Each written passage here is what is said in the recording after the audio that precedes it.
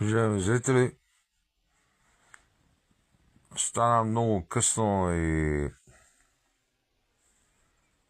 ще ви разкажа една приказка за лека нощ деца. Има на едно време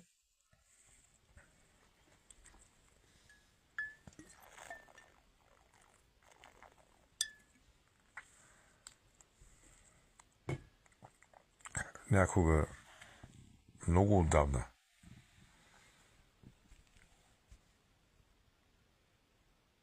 в гората живеел един малък човек, който през деня се криел и спял в гората, нищо не правил, просто спял.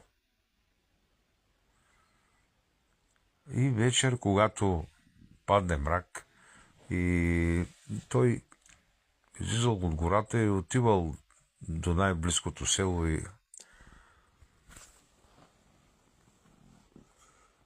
гледал къщите, прозорците светят и този човек познавал в коя къща се е случило нещо лошо.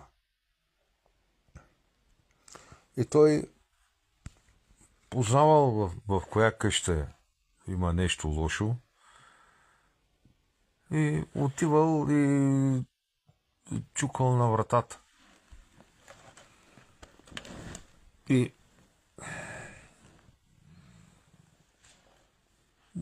те хората отваряли и го гледали някакъв малък човек и го питали защо чукаш. И той им казвал: знам, че в твоята къща има нещо лошо и дойдох да го оправя.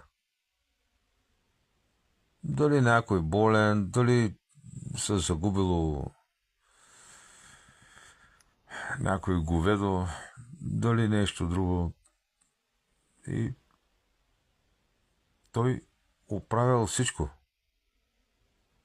И те хората оставали смаяни, нали, и му давали парче хляб. И малкият човек взимал хляба и